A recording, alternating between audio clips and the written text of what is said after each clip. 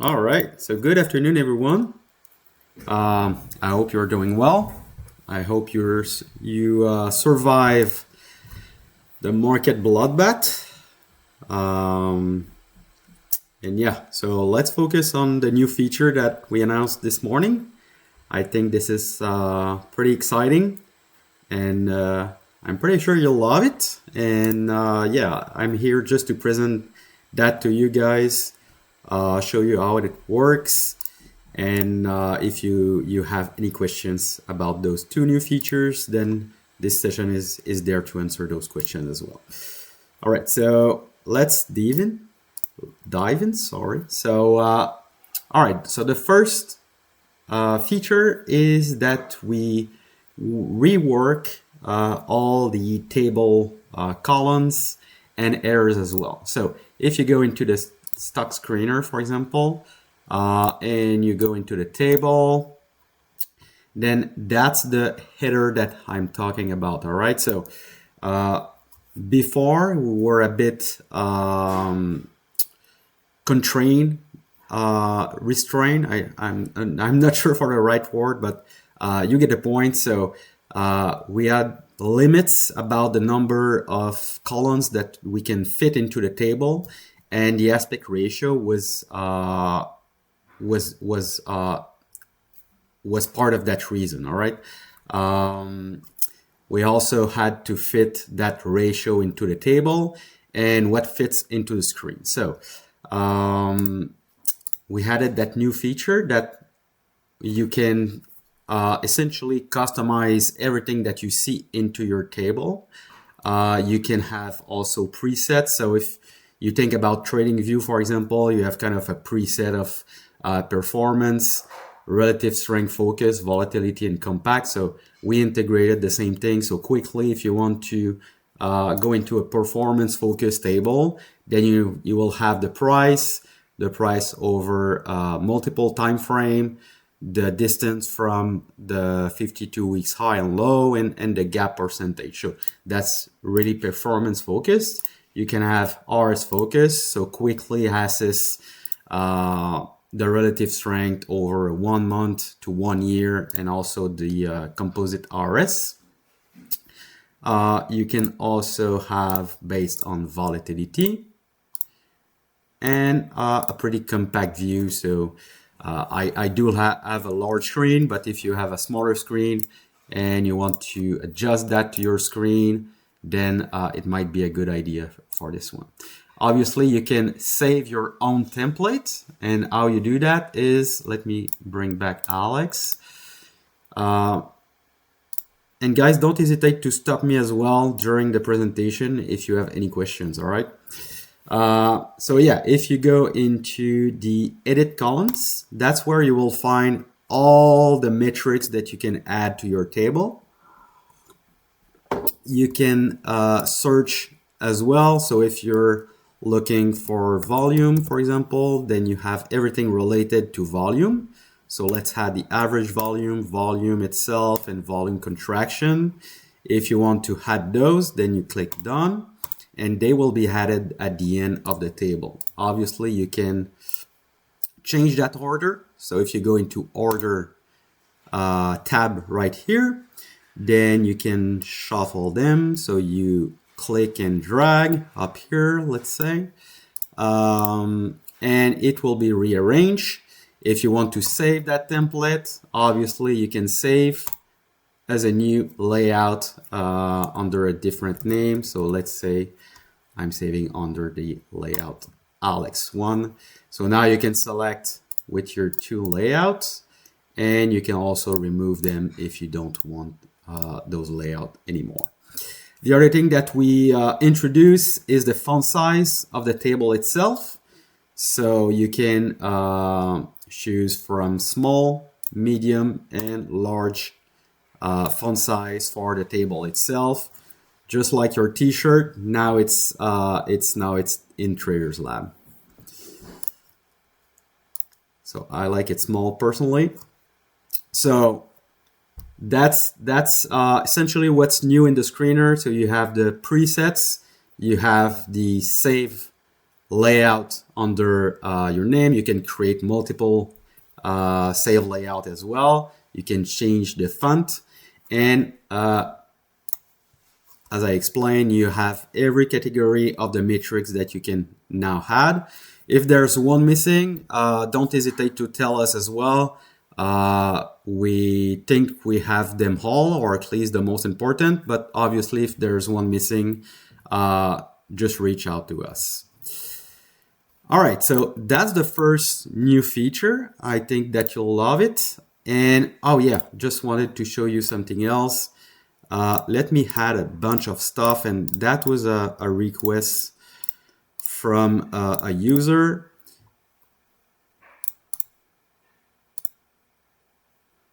Let me add more, or let me do that. All right, so if you're using a smaller screen, and before what it was doing is essentially compacting everything, and you couldn't see all the table. So now we added that page crawler, so you can have the table size that you want and just scroll through it if you want. So everything is there.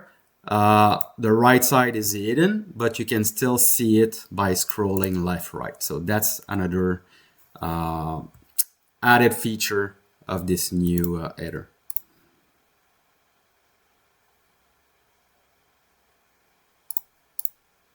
All right. Usually you can get the table in the stock screener and in the watch list as well. So if you go into the watch list, you have the same header. However, we don't have the same space because that watch list layout is separated in half between the chart, the financials, and the table itself. So you can take that header and customize it. So I called it the same name, but this is not the same layout as I saved in the screener. This is a different one. So what I want to show you here is that you will have a layout template for the screener, and you have the other one for the watch list itself. And if you modify the screener one, it will only apply to the screener and not the watch list. So you can really customize each one depending on your need and the space that you have as well in both of the dashboards. So that's for the first big feature. I don't know if you guys would have questions about it. Okay, so questions not related to the header, but let's take it. It's still related to stuff that we discussed. So for the RS focus preset, what is the difference between RS rank and composite RS? So RS rank is basically something that I came up. It's a different weighting than the composite RS, giving a bit more weight to the short term as I trade momentum, and the composite RS is a bit more for the position trader and looking for larger bases and larger consolidation and longer trend. All right, so that's the first difference. And the other one is it also incorporates 52 weeks high component. So if the stock is further away from its 52 weeks high, it gets penalized. All right, so I want to have, with the RS rank, I want to have a strong stock from 1 year to 1 month RS, and also want those leading stocks to be close to their 52 weeks high. So that's the big difference between the RS rank and the composite RS. So will the changes be persisted between different computers as well? That's a good question. It should be. I know Matt is in his car, so he cannot answer, but let me be back with that answer, Hart. That's a good question. I'm not 100% sure, but I would say yes. Oh, Matt is typing. Be careful on the road, Matt. We need you alive.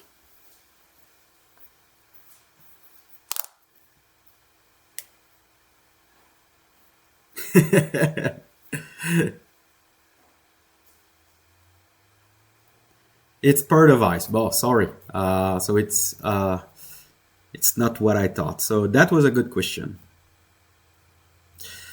Um, I use XXL, so not like my t-shirts. All right.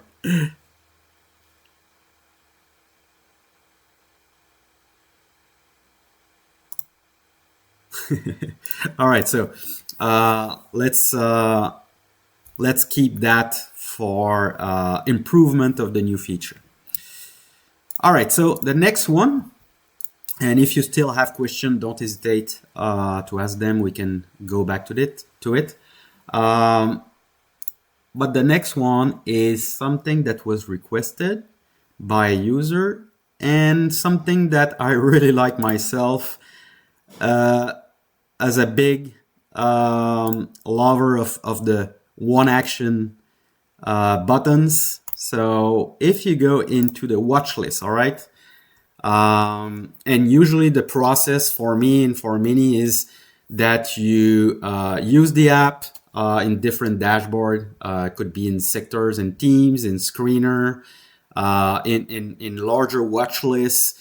And you want to take a name and put that into a focus list or your portfolio, etc., but essentially into your focus list. And yeah, before we had, let me undo that.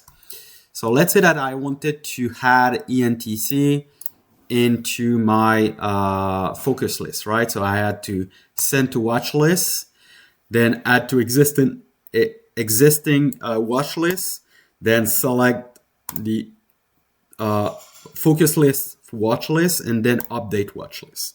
All right, so that was it, essentially the process and the workflow to add a name to that watch list. So in order to speed up that process, speed up your night routine, we came up with this new feature idea.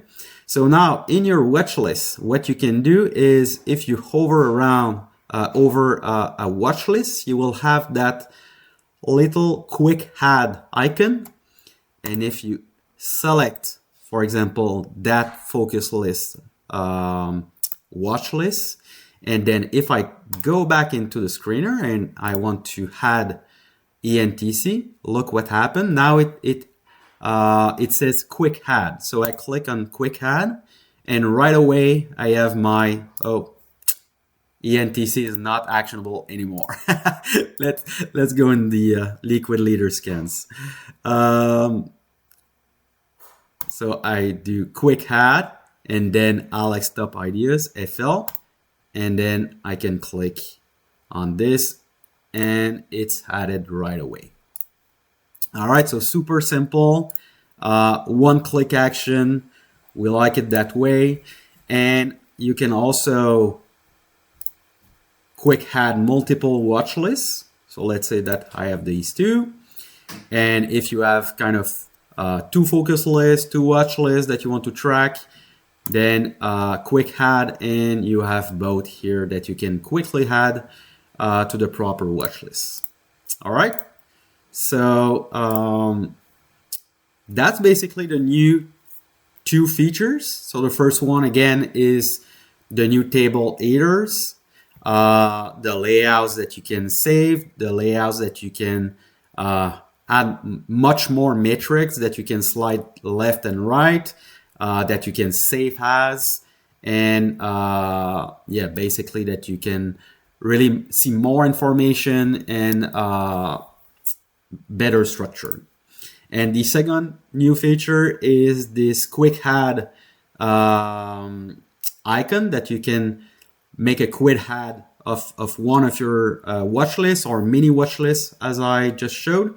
And as you scroll through the app and you want to add a name, then you can do it in one click only from now on.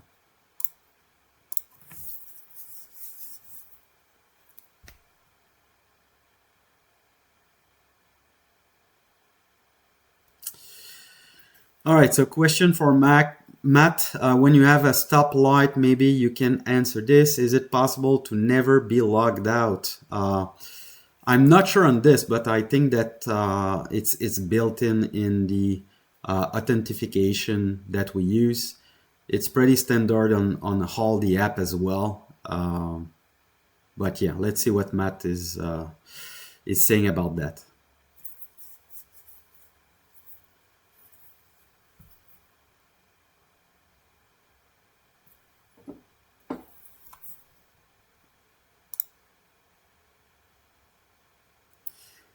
Hey, I didn't miss you. I explained that in length. Vic, I did explain that for maybe 5 minutes. Where were you?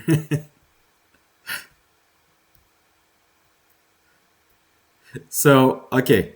It's recorded, so you can look back at the 5 minute or explanation, but quickly, all right? So the RS rank is something that we came up, that I was using before and we integrated into Traders Lab.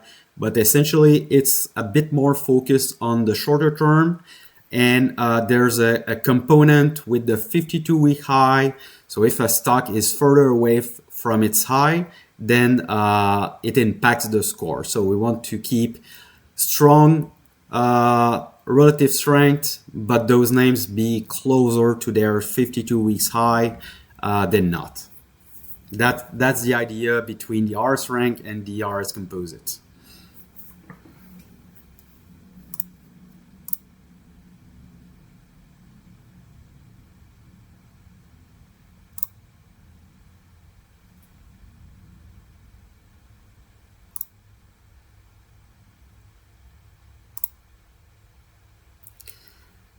So for me, the RS rank is more important, but that's a preference, right?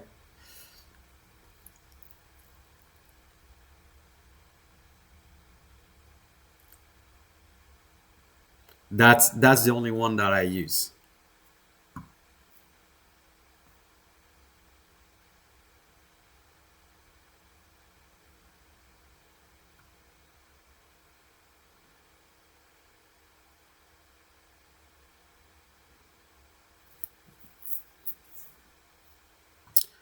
All right, so any more questions, guys?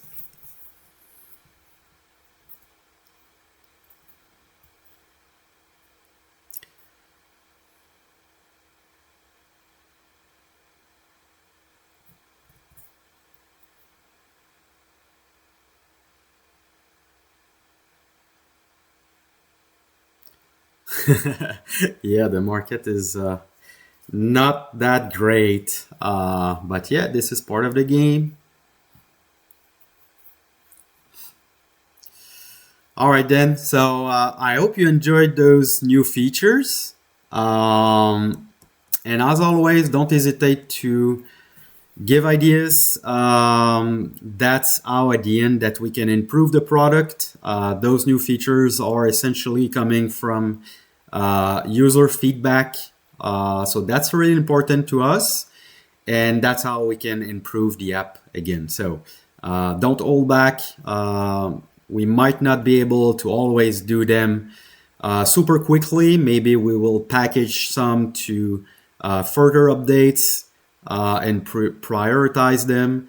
But everything is noted, and this is all part to the improvement of the app over time. All right, so this is really important to us. So again, thank you very much, guys, for being in the session. If you still have other questions, don't hesitate to use the proper channels.